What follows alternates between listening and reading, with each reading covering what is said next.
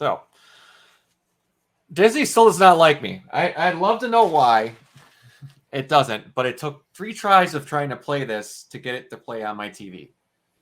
Doesn't like Disney Plus, specifically this Marvel TV show. It'll play other things, anything else. I will play this. But thankfully, you just hit the button enough times and it did play. So, we're 2 episodes in here, and we're finding out that either either Nick Fury's not making a big deal out of it, or Nick Fury forgot he met Dravik. I think age might play a little factor in this. Yeah. It has been 30-ish years. Something like that. But yeah, so the deal was that is the Skrulls hide in plain sight and help them protect the planet, that Nick will look for a planet for them, and he had them in a meeting. I was like, I'm glad they had this, because the more I thought about this, I never remember where in Captain Marvel he actually promised them a planet. You know, that's right.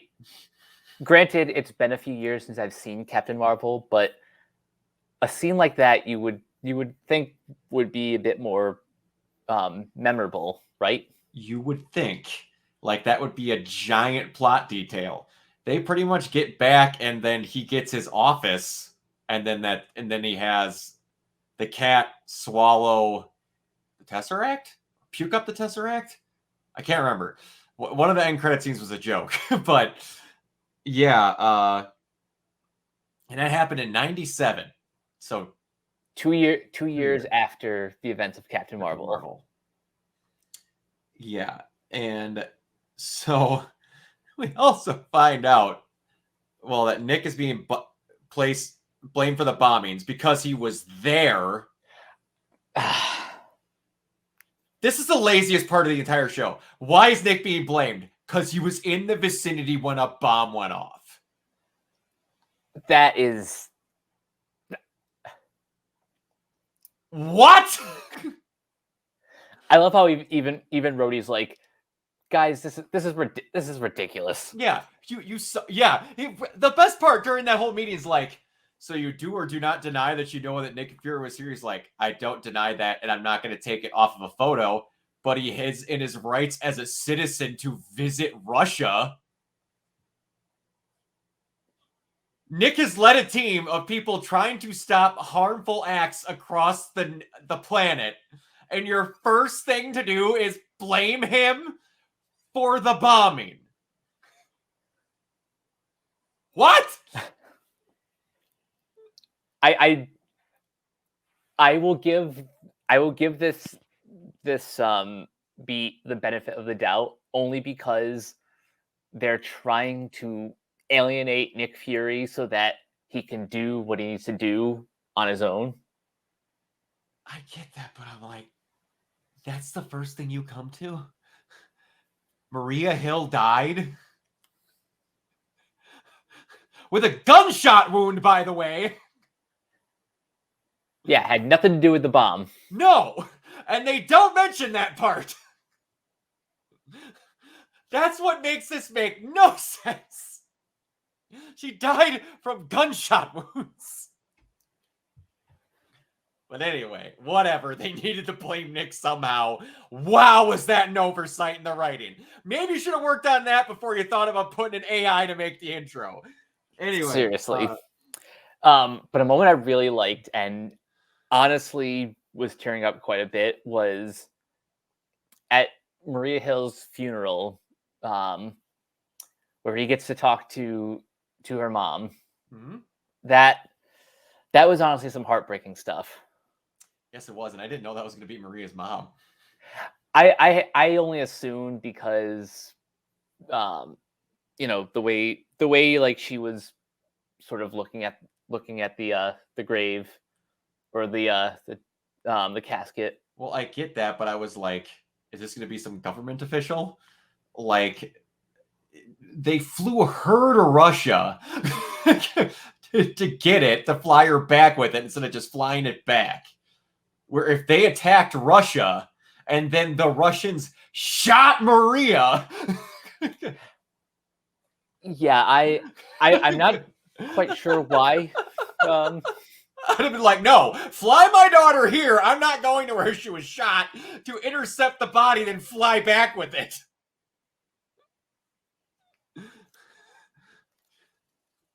In the hopes that I meet up with Nick Fury, who we've confirmed is in hiding.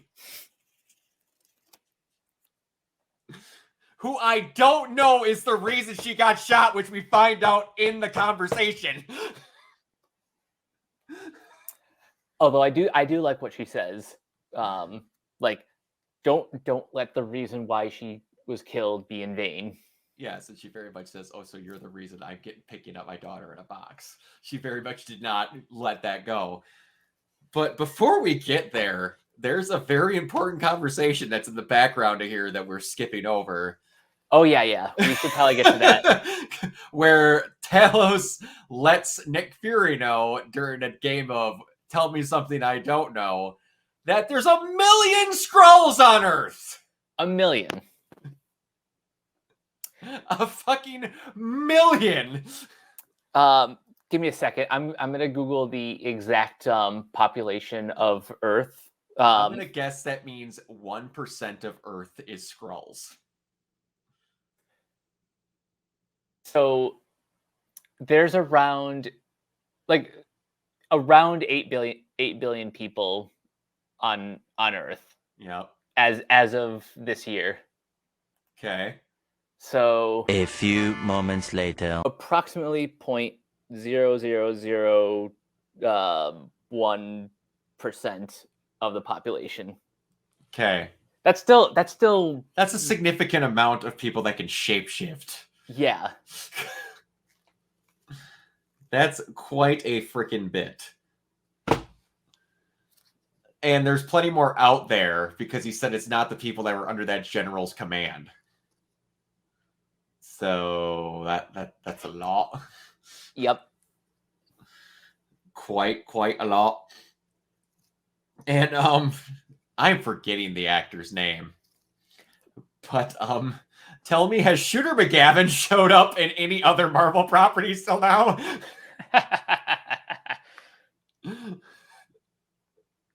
I saw someone on Twitter earlier today saying like this news anchor looks like he eats shit for breakfast. The best part is, and I'm gonna bring it up because he was in that trash fire, I almost never think of him because of Happy Gilmore anymore. I think of him because of the funniest exchange, and I hate that Drake Bell's in it now, but in a superhero movie. Oh. He's the Hourglass, and Drake Bell's character was the Dragonfly. I think so. But there's this fucking great exchange where he's holding these blades. He's like, these are titanium, they could cut through diamonds. And then Drake Bell's character goes, I'm not wearing any diamonds. It's the stupidest line ever, but I laugh at it every time. But yeah, I was just like, that's such a random thing. He's just a newscaster who's a Skrull, we find out. Because the Council of the Skrulls were genuinely trying to keep peace until all of them, it kind of seems, just were okay with this coup at the last second where she goes, I'm not even going to joke around about it. I was just playing coy until I was like, what if he just killed all humans, though? That was that was Evangelion's version of biblical references levels of subtle. Yep.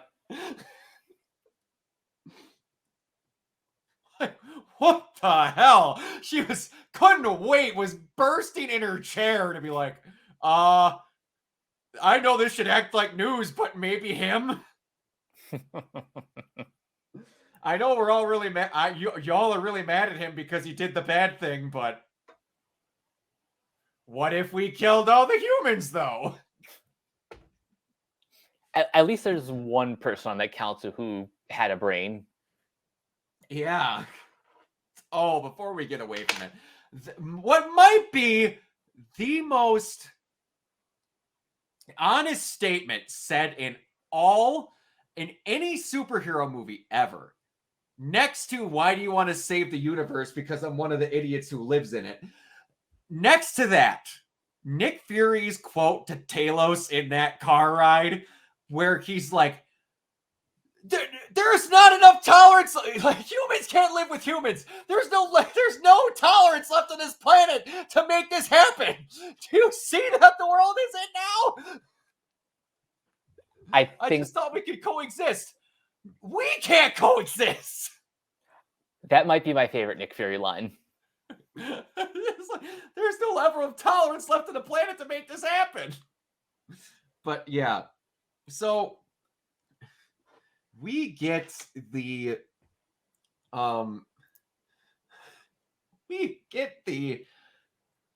harvest. They mention how that guy is looking for harvest because this is after all that. He goes back. They're all like, "Whoa, your super tricky coup worked," and they're like, "He can't find harvest." And then they're in that weird DNA room where they start that spinner that you can't see what's inside of it. And so they mentioned harvest, and then I'm like, "That's weird. Harvest isn't a Marvel character that I can think of." And then later on in that episode, we're skipping ahead here, but then we will come back because there's other things we need to talk about. On a computer screen. Oh, where Guy is looking up information and she finds like Groot, Frost Beast, Cull Obsidian, and Extremis. Are they making a not Fantastic Four Super Skrull? Maybe. Because it's make us stronger. And then they had a married couple doing all of the science for us. Am I not the only one that when they said married couple doing all the science for us? Yeah, I know what you're thinking. I was like, then they said Dalton, and I'm like, okay, so he didn't say Richards. Anyway, so, and what might be Rhodey's favorite line in all of the MCU, they're having this summit where they're going over the bullshit that Rhodey's going through, and he looks back to the person who he's in the meeting with, and he says, if Slovakia eyeballs me one more time, I'm going to put on the suit and carpet bomb him. Attaboy, Rhodes. Give him an actual reason to be upset with us.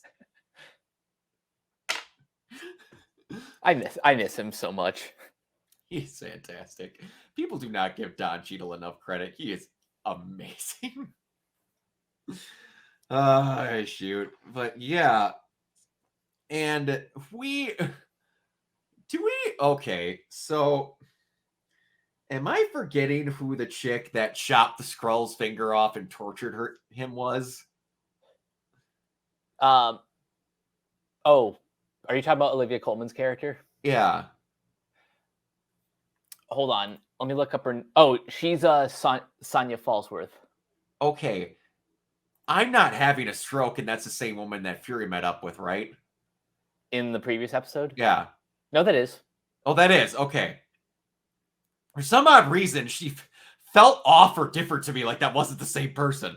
I don't know why. I was struggling, and I'm just like, is that a different character? No, it's the same character. But, so yeah.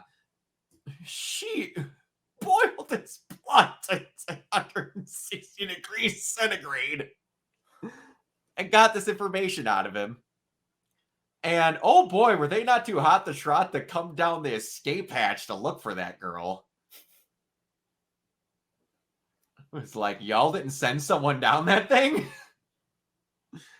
But, I do like the plot beat of that, where they're showing that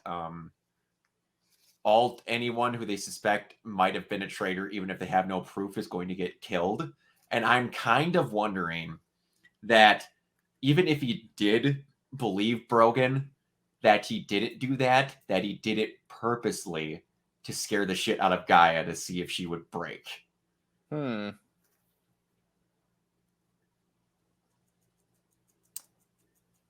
It is believable. I think what's really working about this show is that you really cannot trust anyone, not even your own friends and family. No, you cannot. Which brings us to or do you want to go somewhere else first? No, I wasn't going to go somewhere else. I genuinely don't know how to take that scene.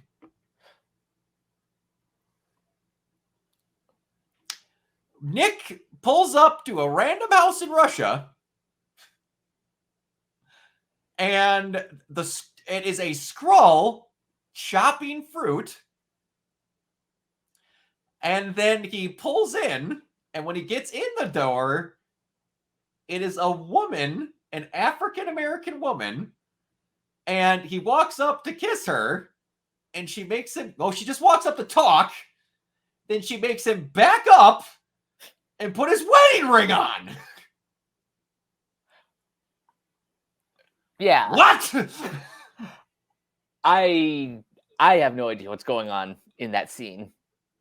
So, two things that could happen. One, it's a Skrull, and it's impersonated itself as Nick Fury's wife to spy on him. Or two, Nick is married to a Skrull. What's funny is both are equally plausible. Because Nick did say that if y'all are going to stay here, pick a face and keep it. So that would be making sense with her that, oh no, hubby's home. I can't let him know that I dropped the act for a while to be in my own skin around my house. And Nick met these people and became close with these people.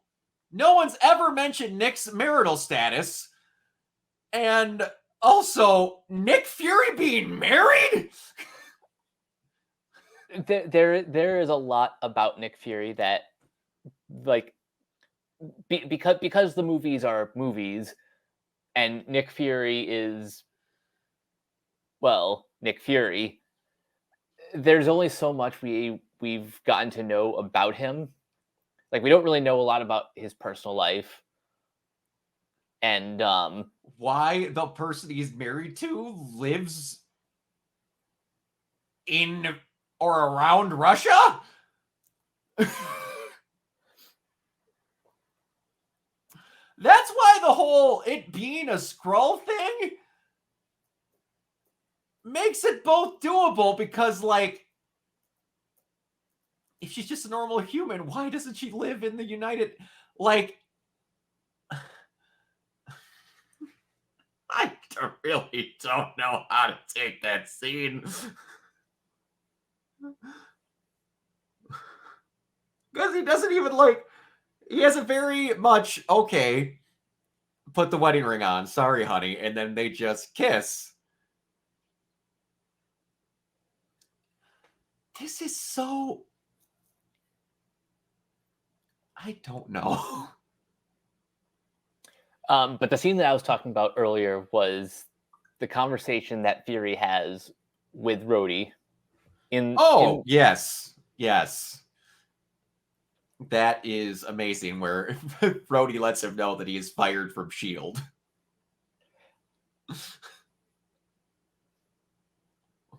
Okay, so now it's just Nick Fury being Nick Fury with no extra bits. Yeah, so they are really going the extra mile to isolate Fury as much as possible, so he can pretty much get this shit done. Yeah,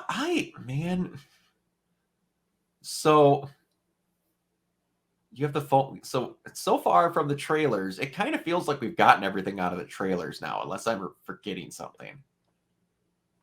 I think the last thing we haven't seen yet is there's like an action sequence where Fury and Talos are facing off against like multiple different copies of Gravik. Oh god. Or just like, or maybe there's just like a bunch of different scrolls with like Gravik's human face. Okay. Got it. We'll tell you, this is the most I don't know what to think out of all of the Disney Plus shows that I've watched so far. Other than Moon Knight, that one kind of me have just blah, because they could do whatever they freaking wanted. But I'm liking it so far. Same. I also like how they specifically go out of their way to like not address the Avengers. Like, it's like, we should call the Avengers. No, let's not. Yeah, he's like, they don't even, that's the best part. They don't even say Avengers.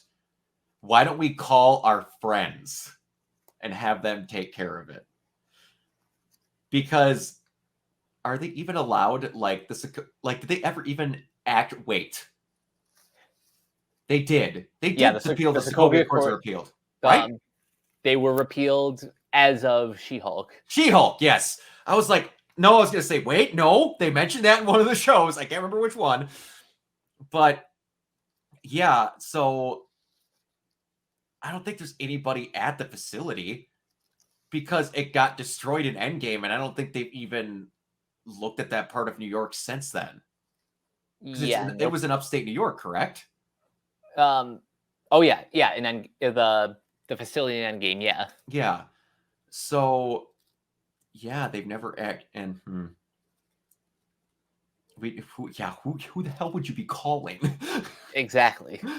The rest of them aren't going to show up. Like, the only one who's still like, kind of in Disney still is Hawkeye. Because you're not getting Chris Hemsworth to show up for a one-off in an MCU show. Nope. But yeah. Steve's gone. Already, Tony's dead. Hulk is home, but he's dealing with other things. Yeah, who the fuck are you gonna call? Rhodey, what are you even talking about? Actually, I am curious. Do you think Brie Larson will make a guest appearance? I think she'll show up for an episode. I think it would be weird if any of them.